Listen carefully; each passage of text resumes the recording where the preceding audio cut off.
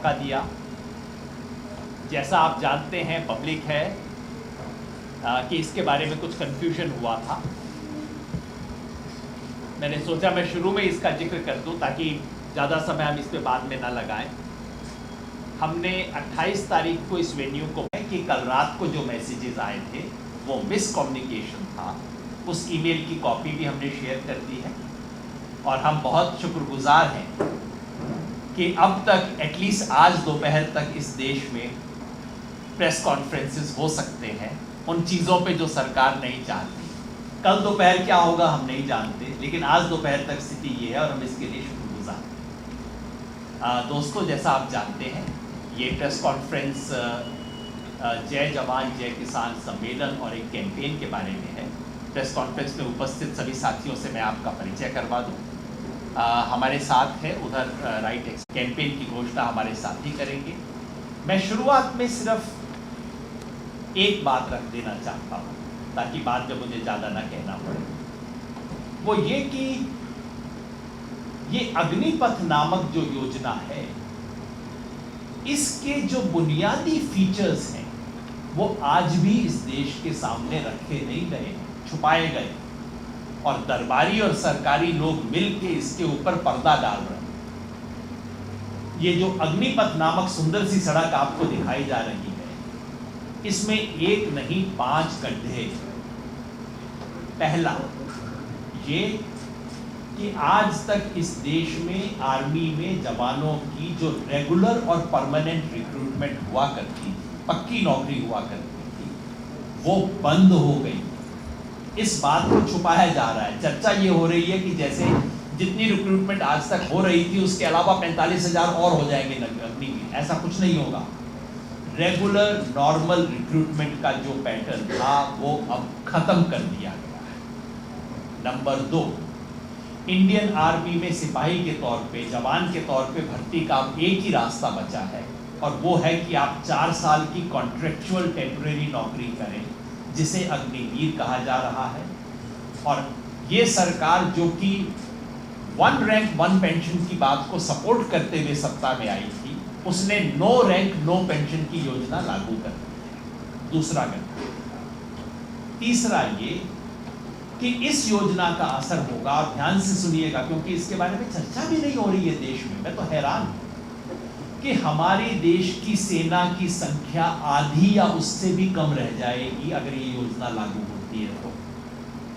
क्योंकि अब तक हर साल अंदाजन 65,000 रेगुलर रिक्रूटमेंट हुआ करते हैं।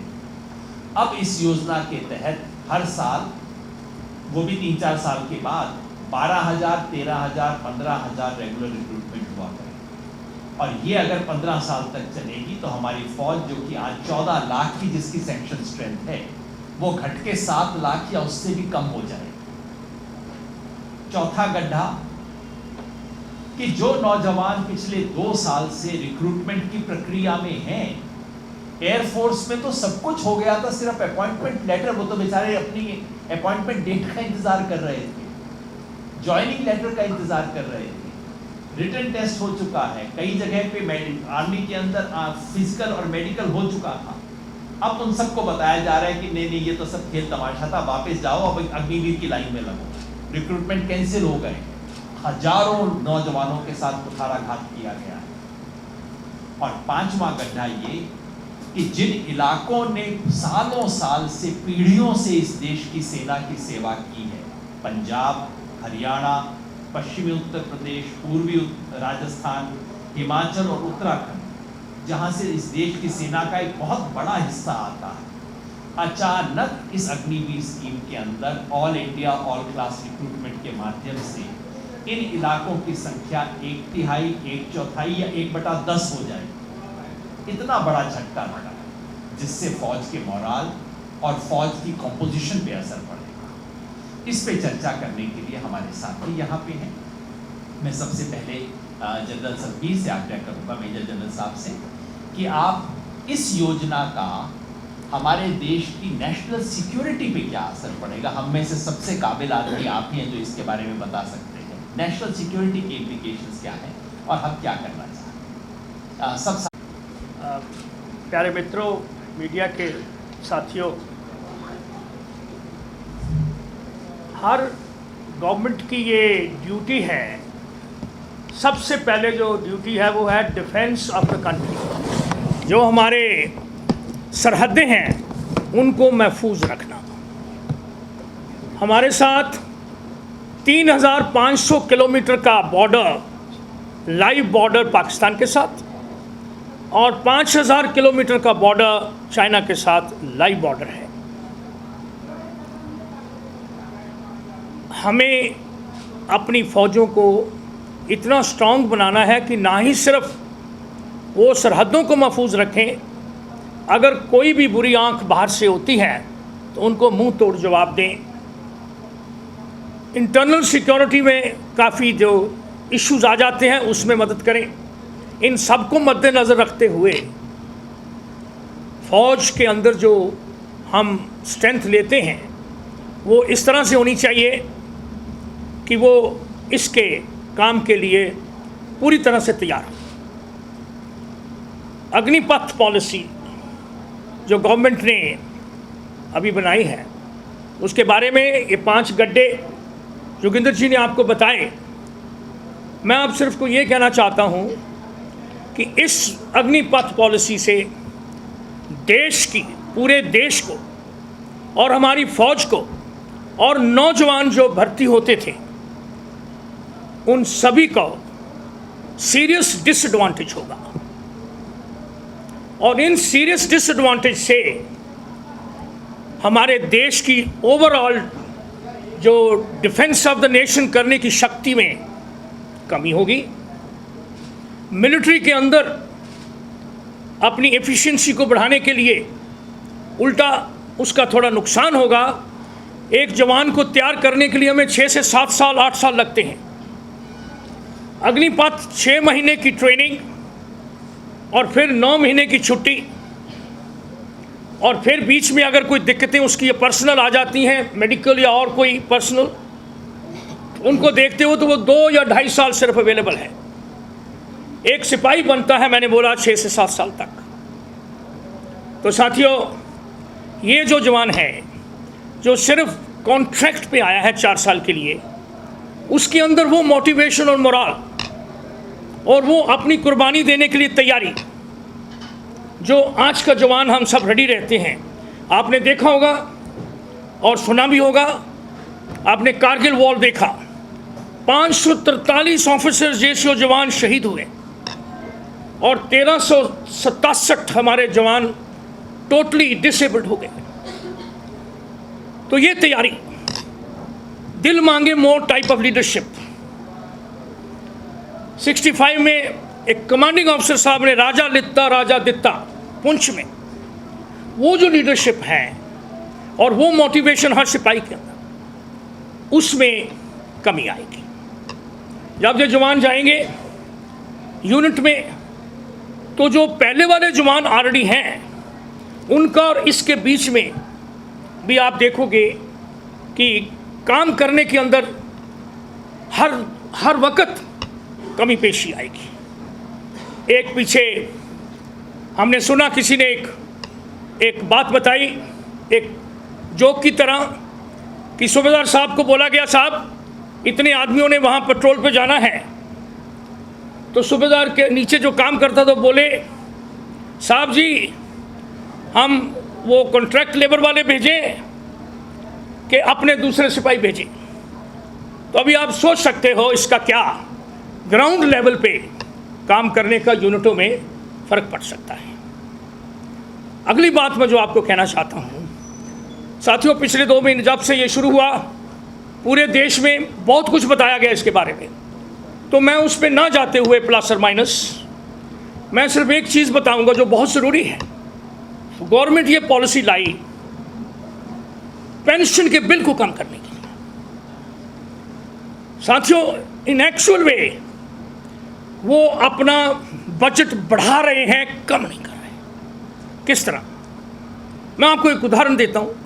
ये जो 20 साल लगेंगे उसके बाद जो गवर्नमेंट को फ़ायदा शुरू होगा, नहीं तो हर साल 11 लाख रुपए जब रिटायर हो जाएंगे 3 साल के बाद, 4 साल के बाद, 11 लाख रुपया हर साल गवर्नमेंट को हर जवान को देना होगा, और जो रेगुलर ऑलरेडी एक्सपेंसेस है पेंशन के वो कम नहीं होंगे, वो उसी तरह चलते जाएंगे जो आज हैं 20 साल तक वो।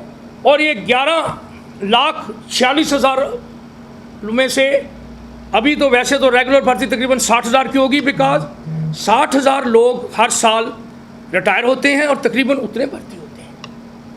तो अगर हम 45,000 लें और उसको 11 लाख से मल्टीप्लाई करें तो इतने करोड़, सैकड़ों करोड़ रुपया हर साल बजट, पेंशन बजट में बढ़ेगा, कम नहीं होगा, और 20 साल तक ये रहेगा। दूसरी बात, ये पेंशन बजट जो है, हमारे जो रेगुलर फौज है वो 25 लाख, और जो हमारे डिफेंस सिविलियन हैं भाई उनके 5,25,000। जो उनका पेंशन बजट है, जो हमारे को डिफेंस का पेंशन बजट मिलता है, उसका 60% वो 5 लाख लोग खा लेते हैं, और बाकी 40% हमारे जो बाकी के 25 लाख लोग हैं उनको मिलता है। तो ये गवर्नमेंट को कहना कि हम रेगुलर भर्ती, और फिर ये भर्ती किस लेवल पे कर रहे हैं, सिर्फ सिपाही, और सिपाही भर्ती होते हैं 18 साल में, और हमारे सिपाही रिटायर हो जाते हैं 35 साल या 37 साल। तो जो एवरेज एज भी कम करने की वो ऑलरेडी कम है। अगर हम 37 + 18 करें तो वो टोटल 55 और डिवाइड बाई 2 तो 27 साल, 27.5 साल। एवरेज एज 27.5 साल है, जो कि सरकार ने 36 साल बताया। जो 36 साल बताया उन्होंने, वो बताया सबको मिलाकर, जो NCO, JCO, ऑफिसर रिटायर होते हैं 54 + 18 72, उसका 2 में डिवाइड करके 36 बोला, जबकि हमारी भर्ती से सिर्फ एक सिपाही की हो रही है। तो साथियों, ये रिकमेंडेशन थी कारगिल की लड़ाई के बाद, लेकिन उसमें कोई इतना ज़्यादा अंतर नहीं आएगा इसके बाद। तो हम सब यही सोचते हैं, बाकी के डिसएडवांटेज, अगर ये जवान 4 साल के बाद बिल्कुल खाली है, 25% सिर्फ लिए जाएंगे, वो भी 25% तक, up to, may not be 25% full, और 75% बाहर आ जाएंगे। ना तो उनका रैंक है, ना वो एक्स सर्विसमैन है, ना उनको कोई मेडिकल फैसिलिटीज़ है। अगर ये 4 साल में उनको सीरियस चोट लग गई तो वो 11 लाख जो मिला है वो अपनी उस मेडिकल में लगा देंगे, या अपनी पढ़ाई लेने के लिए, क्योंकि 10वीं पास करके गए हैं वो। तो साथियों, ये जवान जो है लाख में से 75,000 या 60 में से 45,000, ये लोग क्या करेंगे? ज़्यादा टाइम ना लेते हुए मैं सिर्फ यही कहूँगा कि ये पॉलिसी देश के लिए, हमारी मिलिट्री के लिए और यूथ के लिए, तीनों के लिए ही हानिकारक है। दी है क्यों? आपको मालूम है 4 लाख किसान खुदकुशी की, आपको मालूम है रोज़ 52 किसान खुदकुशी अभी भी कर रहे हैं, क्योंकि उसका फसल का दाम नहीं मिल रहा है। अब उसका आंदोलन किसान चला रहा है। किसान एक तरफ नुकसान हो रहा है, मगर किसान का एक बेटा फौज में जाता है, एक खेती करता है, एक फौज में जाता था। तो वो जो फौज में जाता था वो परिवार को एक नौकरी होता था। तो आज ये नौकरी, जैसा जनरल साहब बोला, बंद हो जाएगा, तो क्योंकि हमारा देश का किसान का ही बेटा बेटी फौज होता है, फौज का 90%। वो जब रिक्रूटमेंट बंद हो जाएगा तो किसान आर्थिक रूप से दोबारा मरेगा, फसल का दाम नहीं मिलेगा, बेटा का नौकरी भी नहीं होगा, गांव में हाहाकार मचेगा। इसलिए किसान विरोधी है। मिलिट्री विरोधी क्यों है? जनरल साहब बताया कि किस तरह मिलिट्री के हित को बर्बाद कर रहा है, करेगा भविष्य। और नौजवान विरोधी है, नौजवान को नौकरी मिलता था, आज बेरोजगार पूरा देश में छा गया, नौरोजगार बढ़ेगा, बेरोजगार बढ़ेगा। तो ये तीनों हिस्सा के ही ये प्रोग्राम हिट कर रहा है। इसलिए नौजवान, किसान और फौज तीनों मिलके हम इसके प्रतिवाद कर रहा है और मांग कर रहा है कि जो अग्निपथ स्कीम है इसको अभी भी इमीडिएट इसको वापस लेना चाहिए, नोटिफिकेशन जो है इसको विथड्रॉ करना चाहिए। ये हमारा पहला मांग है। जो एज के अलावा हमारा फौज, हमारा नौजवान, हमारा किसान बर्बाद होगा, उससे बचेगा नहीं। उसके बाद जो वैकेंसीज है, आपको मालूम है 1,25,000 से ज़्यादा जो वैकेंसी है, 3 साल रिक्रूटमेंट बंद है। ये वैकेंसीज जो है इसको पूरा करना चाहिए, नहीं तो हमारा जो वैकेंसी है ये पूरा नहीं होगा तो धीरे धीरे जैसा बोला आर्मी का डिप्लीट हो जाएगा। कहाँ आएगा जो हमारा देश में खतरे में पड़ेगा? हम अमेरिका से मांगेंगे फौज जैसा कोई दूसरे लोग मांग रहे हैं? जब हम आत्मनिर्भर है, फौज में, डिफेंस में आत्मनिर्भर है, मगर ये हमारा आत्मनिर्भर को ख़त्म कर देगा ये प्रोग्राम। इसके साथ साथ जो हमारा प्रोसेस में है ऑलरेडी 3 साल जो ट्रेनिंग लिया है, ट्रेनिंग के लिए तैयारी कर रहा है, एग्ज़ाम दिया है, वो 2 साल में वो सब पड़ा है, उसको इमीडिएटली चालू करो और उसको इमीडिएटली अपॉइंटमेंट देने का काम करना पड़ेगा। इसके साथ साथ जो सब केस हुआ, आपको मालूम है अग्निपथ जब आया हजारों नौजवान रास्ते में उतर गया, सस्फूर्त रूप में, कोई बताया नहीं, खुद रास्ते में उतर गया था। बहुत लड़ाई हुआ, को झाटपीट भी हुआ, मालूम है आपका। इस परिस्थिति में झूठे मुकदमा बहुत सारे उस नौजवान के खिलाफ हुआ। वो झूठे, वो तो अपना ज़िंदगी के लिए वो रास्ता में उतरा था, अपना मांग रखने के लिए, मगर उसको केस को वापस लेना चाहिए। और हमारा डिफेंस को जो प्राइवेटाइजेशन हो रहा है, ये डिफेंस प्राइवेट हो जाएगा। सरकारी है हमारा प्रतिरक्षा, रक्षा व्यवस्था सरकारी है, ये प्राइवेट का हाथ में चला जाएगा। प्राइवेटाइजेशन और कॉन्ट्रैक्टराइजेशन, जैसा फैक्ट्री में कॉन्ट्रैक्ट लिया जाता है 2 साल 3 साल का निकाल दिया जाता है, एक कॉन्ट्रैक्ट लेबर का तरह हो जाएगा। कॉन्ट्रैक्ट फौज देश नहीं बचा सकता। रियल फौज जो 19 साल काम करते हैं और 19 साल का बाद वो चलता है ज़िंदगी, मतलब पेंशन लेता है, मगर बाकी उसका अंदर देशप्रेम बनता है, सेक्रीफाइस होता है, वो संगठित है, डिसिप्लिन नौजवान है और लोग इज्जत करता था। एक फौज का रिटायर जब गांव में जाता है, गांव के लोग क्या बोलता है? फौज जा रहा है, देश के लड़ाई करके वापस आया है, उसकी इज्जत था। उसके साथ लोग अपना बेटी को शादी देता है, ये हमारा इज्जत के साथ हम दे सकता। मगर 4 साल बाद जब 75% रिटायर हो जाएगा, वो जब जाएगा ना, लोग क्या बोलेंगे? देखो रिजेक्टेड माल जा रहा है, ये फौज नहीं, रिजेक्ट हो गया। उसकी इज्जत रहेगा? वो कैसे पड़ेगा अपना परिवार का, अपनी इज्जत का? इस परिस्थिति में ये 5 जो हम बोला, हमारा सब हिस्सा को नुकसान करेगा। और ये नुकसान दूर करने के लिए इस प्रोजेक्ट को इमीडिएटली बंद करना चाहिए और सच्चाई जनता के सामने रखना चाहिए। इसलिए हम तीनों शक्ति मिलके इसके विरोध करने का फैसला किया है और प्रोग्राम किया है आंदोलन का, वो भी बोलेंगे कुछ प्रोग्राम। पहले वाली भर्ती जारी रखें। हाँ, वो जो हमारे जो बोल रहे ना आप, जैसा भर्ती चल रहा था, जो 75 साल में एक सिस्टम बना है, टेस्टेड सिस्टम है, हमारा फौज को मजबूत किया है, देश को मजबूत किया है, वो सिस्टम जारी रखना चाहिए। और ये कोई जो है ये फौज को कमज़ोर करने का जो ये है, ये बंद होना चाहिए, ये हमारा मांग है। इस बड़ी मुहिम में, युवाओं की इस बड़ी मुहिम में आप सबने युवाओं के साथ खड़ा होना पसंद किया। सारी बात तो आ गई है, मैं कुछ आंकड़ों वाली बात मैं आपके सामने रखना चाहूँगा, जिससे कि मुझे लगता है कि इसकी गंभीरता को हम ज़्यादा बेहतर तरीके से समझ पाएंगे। पिछले 2 साल से सेनाओं की भर्ती, खासकर आर्मी की भर्ती तो बिल्कुल नहीं हुई थी। एक आंकड़े के अनुसार पिछले 2 साल में 144 थल सेना की भर्तियाँ होनी थी। इसमें से 51 जगहों पर ही इन भर्तियों के लिए आयोजन किए गए, जिसमें फिजिकल और मेडिकल टेस्ट हुए, और वो भी जो टेस्ट हुए उसके अभी तक कोई फाइनल रिजल्ट नहीं आए थे। इसी तरह से आप वायुसेना का देखेंगे तो उनकी जो भर्तियाँ हुई थी लास्ट 2020 में हुई थी, उनकी भी ज्वाइनिंग रुकी हुई थी। कई लोग तो बिल्कुल वेट कर रहे थे कि अब हमें बिल्कुल बुलाया जाएगा, और तब ये स्कीम आ गई और वो सारे बिल्कुल रद्द हो गए।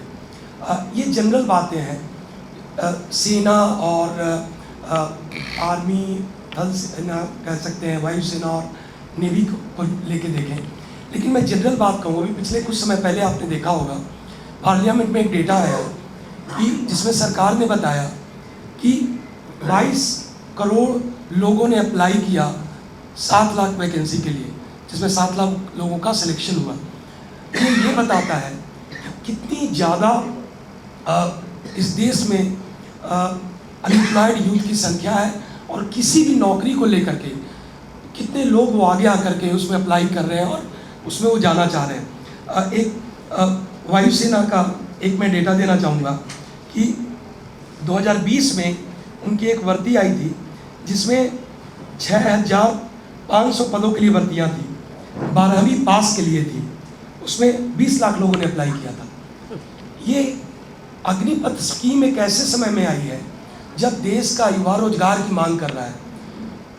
जीएसटी, नोटबंदी और उसके बाद जो इकोनॉमी की हालत है, चलिए कोरोना को मान सकते हैं कि प्रकृति का प्रकोप रहा, लेकिन कई सरकार की नीतियां रही जिसकी वजह से आज हम एक ऐसे मुकाम पे पहुंचे हैं जहां कोई अनएम्प्लॉयमेंट देश में बन नहीं रहा है। और वैसे में रही कई कुसर जो आर्मी और ऐसे जगहों पर, आर्मी में कौन जाता है?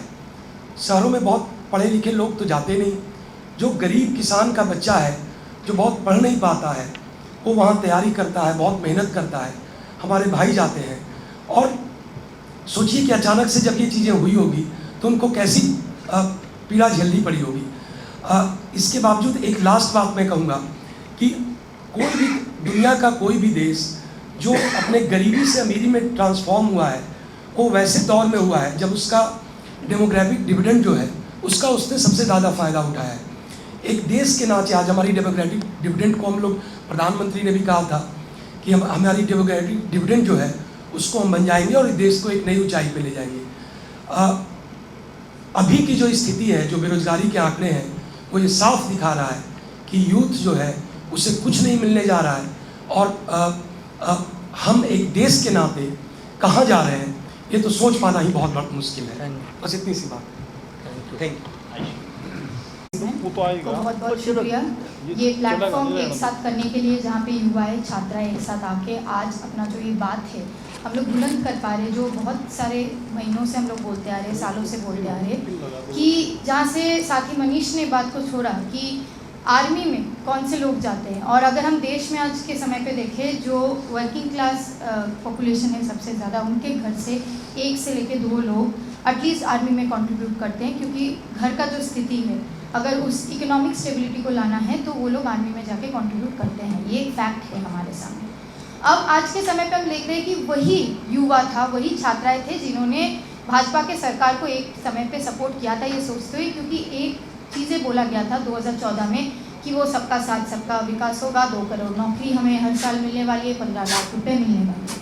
बात ये है इम्पोर्टेंट, अब सोचिए कि इस समय पे छात्रा युवा जिन्होंने इस बातों पे विश्वास किया 2014 में, आज वो कंटिन्यूसली हर एक साल देख रहे हैं नौकरी मिलने की बात तो दूर है, जो नौकरियां थी वो भी ख़त्म हो रही है।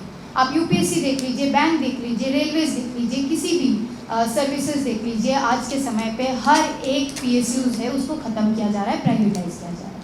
और इस बात को बोलने की ज़रूरत है क्योंकि हम जो छात्राएँ हैं, हम जिस यूनिवर्सिटीज़ में पढ़ते हैं, खास करके जिस यूनिवर्सिटी से हम लोग आते हैं, वहाँ पे बहुत सारे तमाम ऐसे छात्राएँ हैं जिनके घर में उनके परिवार किसान खेती करते हैं। वो लोग आके पढ़ पा रहे हैं इसलिए क्योंकि अभी भी हमारी यूनिवर्सिटी स्पेसेस में गवर्नमेंट का वो इंटरवेंशन है। आज के समय पे मैं एक लाइन में बताना चाहूँगी, नई शिक्षा नीति भी जो लाया जा रहा है, साथ साथ ये भी हमारा सबका कंसर्न है, क्योंकि जिस तरीके से प्राइवेटाइजेशन को डिफेंस के सेक्टर में थोपा जा रहा है, पीएसयूज़ को ख़त्म किया जा रहा है, हमारी शिक्षा नीति को भी उसी तरीके से ख़त्म किया जा रहा है, जहाँ पे प्राइवेटाइजेशन, प्राइवेट कंपनीज़ का रोल को बढ़ाया जा रहा है, ना कि सरकार का जो रिस्पॉन्सिबिलिटी है वो रह रहा है। तो इसमें भी जो डिमांड है कि सरकार का रिस्पॉन्सिबिलिटी होना चाहिए नेशनल सिक्योरिटी, सरकार का रिस्पॉन्सिबिलिटी होना चाहिए डिफेंस, ना कि जिस तरीके से प्राइवेटाइजेशन, निजीकरण को ढकेला जा रहा है, ये होना चाहिए। साथ साथ ये एकदम ये जो मांग है, हम लोग एक बहुत बुलंद शब्दों से ये बात बताना चाहेंगे कि सामने से इस बात को हम लड़ेंगे कि नौकरी, रोज़गार, सबका हक होना चाहिए, राइट टू एम्प्लॉयमेंट का बात हम लोग करते हैं।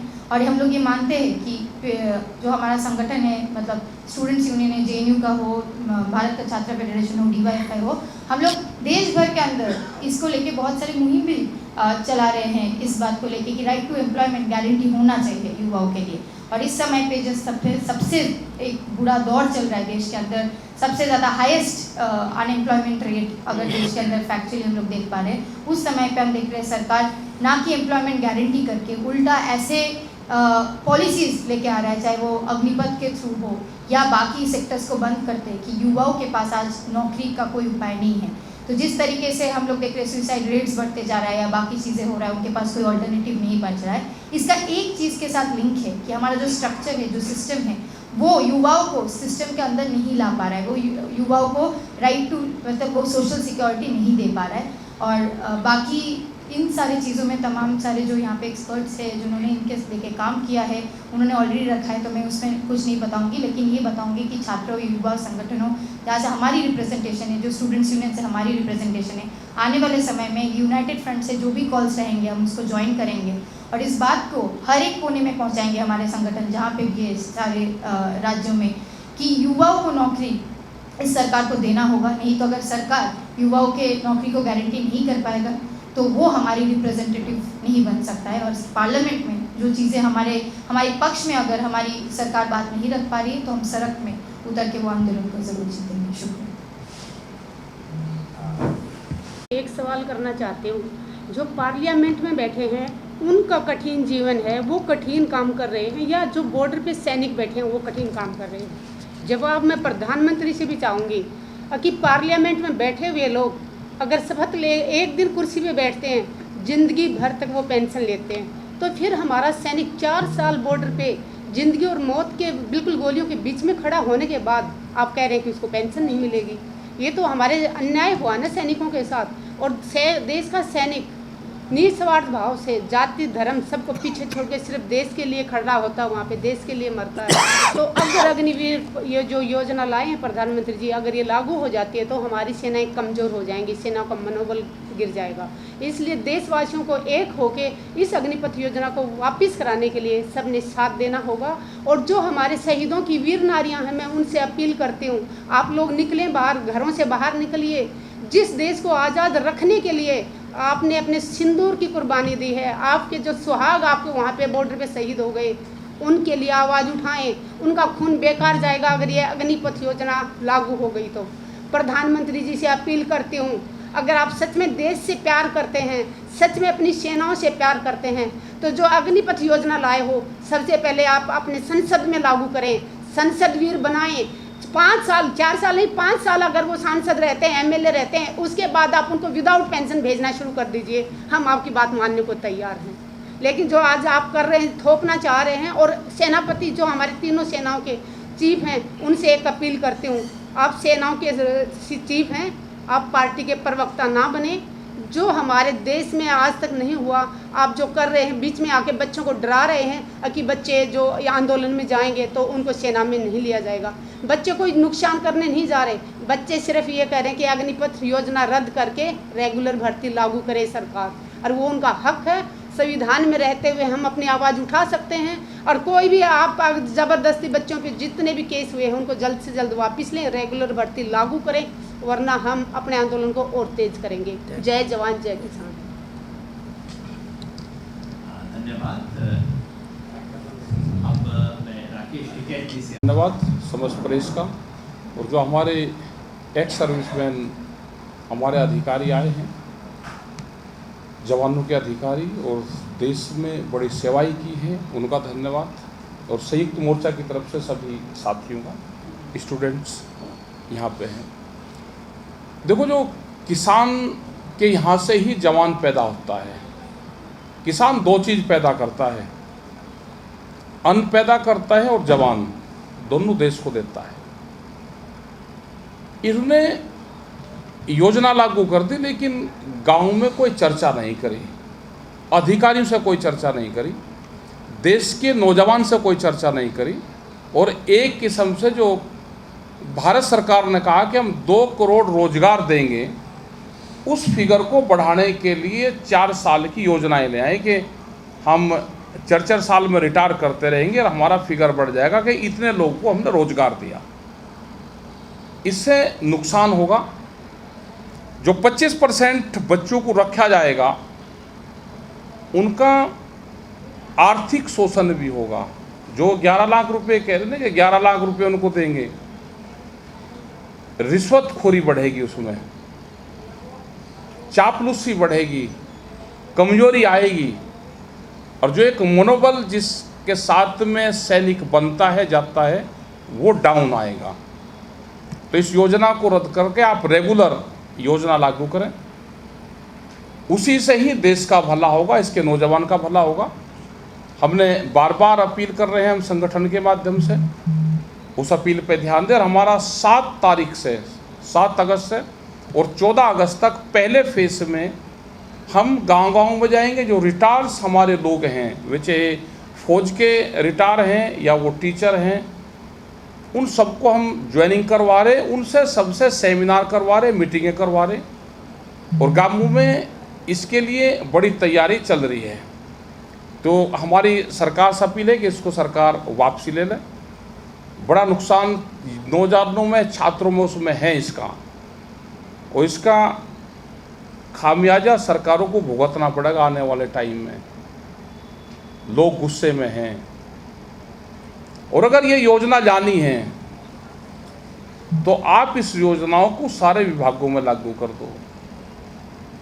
इसको पार्लियामेंट में भी लागू करो, विधानसभा में भी लागू करो कि 5 साल से ज़्यादा कोई चुनाव नहीं लड़ेगा, एक बार लड़ेगा। इसको जो जितने भी जुडिशरी हैं उसमें भी आप लागू कर दो, जो दूसरे विभाग हैं उसमें भी करो, IPS और PCS में भी लागू कर दो, इनमें सब में लागू कर दो। तो इस योजनाओं को ये जवान भी देश का मान जाएगा। मतलब आप देश के जवानों को सिर्फ लागू होगी और दूसरी जगह आप रेगुलर वो चलाएंगे, तो ये मान्यता देश का नौजवान नहीं देगा, उसके लिए आंदोलन करेगा। हमने उनको कहा भी है कि आप अपना भर्ती हो जाओ, आप तो जाओ। आप जो कहते हैं ना कि 20 लाख बच्चों ने फार्म भर दिए, वो हमने भी कहा उनके जो 18 से 21 साल के हैं वो अपना भर्ती में जाओ, आंदोलन हम करेंगे। जब आपकी एज निकल जाएगी तो आंदोलन में आ जाना, अपना भर्ती कर लो। लेकिन भर्ती हो भी रहे हैं और इसका विरोध भी कर रहे हैं। तो देश की सरकारों को समझना चाहिए, जैसे 3 काले कानून वापसी लिए हैं, इसी तरह से इस योजना को भी वापसी ले ले और सरकारें बैठ के बातचीत कर लें। हमारे जो रिटायर्ड अधिकारी हैं वे इस योजना के बारे में पूर्ण रूप से बताने को तैयार हैं, किसान भी बताने को तैयार हैं कि इसका क्या नुकसान किसानों को होगा। सीधा गांव के किसानों से बच्चे आते हैं तो उन्हीं को इसका नुकसान है। धन्यवाद। धन्यवाद। तो साथियों, मनसा हम अभी बिहार गए थे। बिहार में जो 3 काले कानून थे वे 17 साल पहले वहाँ पे लागू हो गए। पूरा जो किसान है बिहार का वो मजदूर बन चुका है। आप जितने भी बिहार के लोग यहाँ पर आप देखते होंगे, उन्होंने बिहार को धीरे धीरे छोड़ दिया और किसान मजदूर में तब्दील हो गया। तो पूरे बिहार में लेबर कॉलोनी बन गया। इसी तरह से पूरे देश को लेबर कॉलोनी बनाना चाहते हैं ये मनसा सरकारों की है। अभी बहुत सी योजनाएं गांवों में चल रही। अभी एक योजना चल रही कि आप क्रेडिट कार्ड सब किसानों ने ले लिए।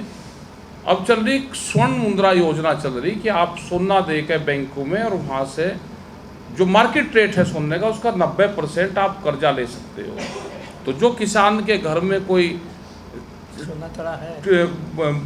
होगा, अगर सोना छल्ला चैन या किसी महिलाओं के पास में होगी, वो भी धीरे धीरे निकाल दें और बैंकों में लाइन लग रही।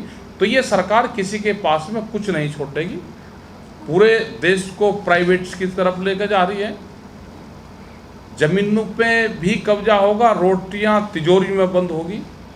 आप जाकर देख लेना, जितने भी फूड चेन के जो हमारे जो कंपनियां हैं वे बचा हुआ भोजन डस्टबिन में डालते हैं, अपने कर्मचारी को भी नहीं देते। ये हालात देश के होंगे। योगेंद्र यादव जी, अभी वरुण गांधी जी ने अब पेंशन को बीजेपी में रह के सच बोलने की कोशिश करेंगे तो ये तो होगा ही। योगेंद्र जी, जो आपने प्रोग्राम बताए हैं, क्या वो सभा होगी या छोटी मीटिंग भी सभाएं ये सभाएं होंगी। सभाएं होंगी। एक हम सिंगल सभा से कर रहे हैं क्योंकि बारिश का मौसम है, तो ये बड़ी पब्लिक रैलीज कुछ नहीं है क्योंकि इस मौसम में तो हो नहीं सकती। सब जगह सभा होगी, हॉल मीटिंग्स होंगी, चलता रहेगा। और ये फेज पूरा होने के बाद हम दूसरे तरह के एक्शन भी सोचेंगे।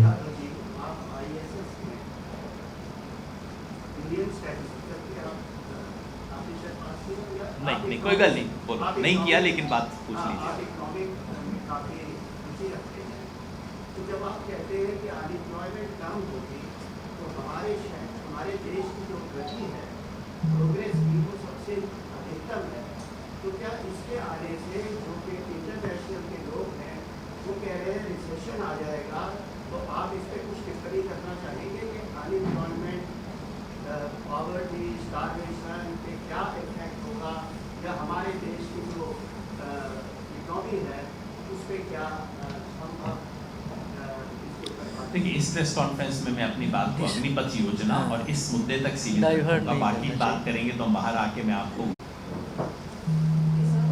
इसमें कोई शक नहीं है कि युवाओं की बात सुन के भी अनसुनी की जा रही है। इसमें कोई शक नहीं है कि ये योजना युवाओं के साथ, देश के साथ, भविष्य के साथ खिलवाड़ है।